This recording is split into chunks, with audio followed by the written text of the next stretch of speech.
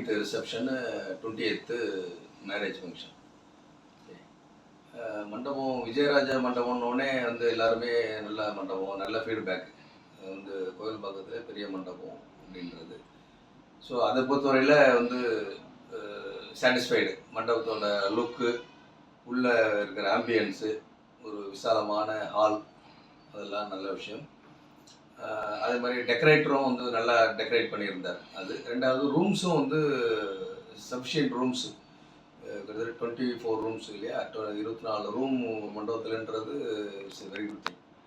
அதெல்லாம் வந்து we appreciate it. It was a very good experience.